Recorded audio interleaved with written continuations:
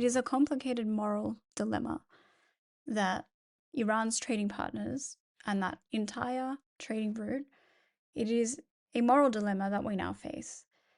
As you can see by the fact that Trump is drawing on the European states, Australia, the UK, the Gulf states, the UAE, Trump is not calling on Latin America, Trump is not calling on Africa to help. This is because this war and Iran's plight, the plight of Iran, is very clearly and very openly now about that trading route. It's not about global oil, it's about the trading route and the trading partnerships which Iran is still a part of.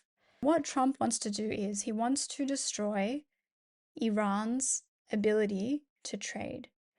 And he can't. He can't do that because, for multiple reasons, there's many reasons why he can't do it.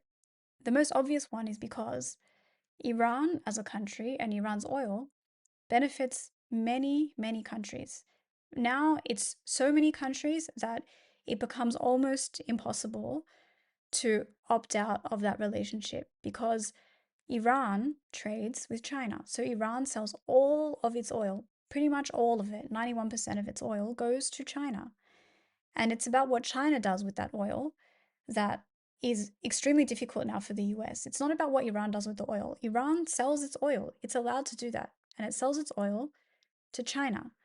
But China buys that oil from Iran at a discount. It agrees on a discounted price for the oil because it accepts that a lot of the time the oil, for example, there's risk involved with it. So, for example, during times of conflict, when the insurance goes up, China is willing to cover its own ships and Iranian shipments. It's willing to cover those shipments without insurance. It's willing to take on that risk. And in exchange for China taking on that risk, Iran can sell discounted oil because it doesn't have to cover the insurance premiums. The second thing that China has done is stockpile oil. It has an oversupply of Iranian oil, so it is not in short supply. It has stocked up on oil that it has bought from Iran, knowing that it was its only buyer, stockpiled that oil.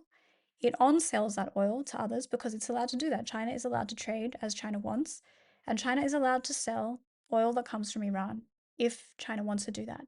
The other thing that China has done with that oil and with the partnership is secure the partnership and secure a trading route. They have an alternative trading route that does not rely on the Strait of Hormuz, knowing exactly that the US could at any time create a problem for them. So it has already invested heavily in infrastructure and in security, energy security or oil security on the Iranian side, in the Gulf states, in the Middle East. It has secured an alternative route so that it can always receive a supply of oil from Iran and it can protect itself. So it has already created, for example, legal bodies. It has created or drafted resolutions with the UN to bypass the sanctions to protect Iran or to protect that partnership legally so that it can continue to trade and continue to profit off that relationship because they are exchanging oil for anything, not just for money or for cash, because the US took Iran off the global financial system. So the US made that decision to decouple Iran from the US dollar, so Iran can't use US dollars. So what China does is it pays Iran in different forms. It pays Iran by paying for their infrastructure, paying for their facilities and their infrastructure in the country. So technically they are foreign owned, they're owned by foreign investors, but whoever they are trading with, they are the ones that get the benefit. They also trade in a digital currency, so a form of cryptocurrency, which is the digital yen, and China and Russia also trade in this digital currency. So the wiring of this money, the transfers of this money, these are all not on record. All of these transactions that are happening through a digital currency, they can't be traced. They are untraceable. It's not possible for the US to monitor those payments, how much has been made, where it goes, where it comes from, because they don't operate on the normal financial system. And that's the US's own fault because they did to Iran the same thing that they did to Russia, which is not allow them to be part of the global financial system. And they have then had to create a different, like a parallel financial system. They have a parallel economic system, a parallel banking system, which is off record, which can't be traced, which is secure enough, and it is completely private. It's private. So the US now has this problem that whoever receives payment, whoever is getting rich off the oil that Iran sells, they don't know where that money goes and they don't know who those people are. The people who receive payment or who get the benefit of selling Iran's oil, they are called trustees. So the Iranian government or the Iranian regime has called them trustees, and they are representatives of the government or they are government officials who get the payment, and that payment is supposed to go to the government. It's supposed to go back into the country.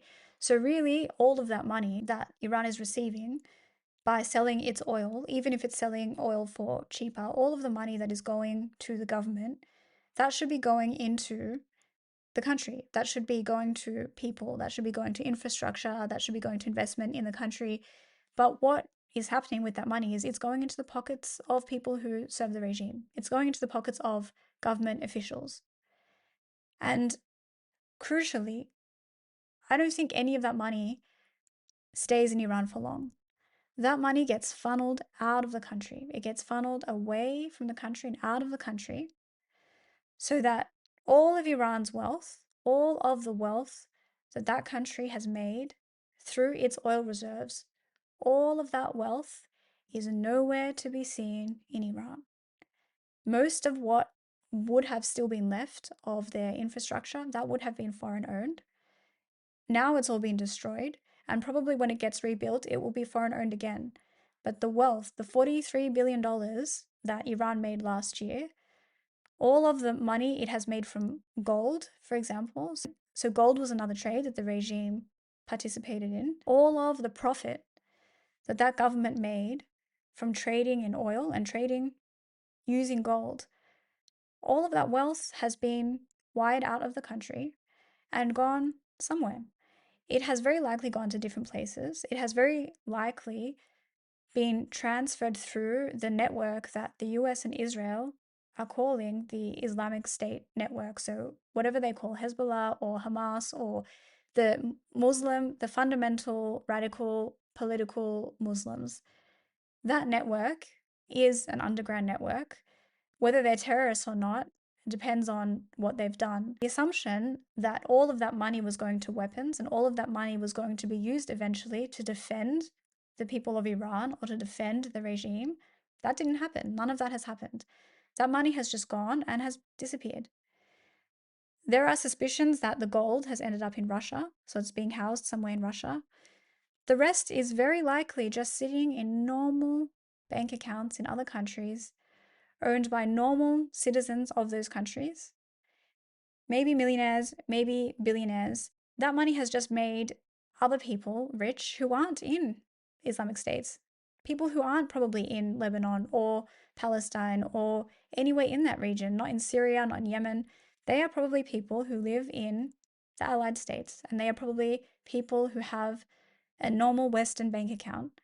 And there's probably millions of dollars on those bank accounts legally, and it's allowed to be there. And that system, that payment network or that system, which is funding people who are outside of the country, but technically are still the government officials of Iran, that is the regime that the US still hasn't toppled. Because until they know who those people are, until they can find them, until they can find that money, and until there are people who are willing to give them up, the US will continue to apply maximum pressure until someone caves.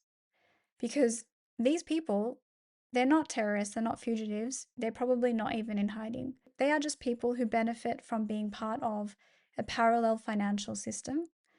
They are people who are likely being helped and assisted by people who don't realize who they are, who don't realize where their money comes from, who don't realize that what they're doing is exploitative and pretty much criminal. And it would be difficult to know that because if you look at our economy in Western governments, Our governments might not be brutal, violent regimes, but they are also robbing their own people. And most people who are millionaires or billionaires, most of them have also made their money in very corrupt ways. So it would be difficult for a normal person to tell the difference.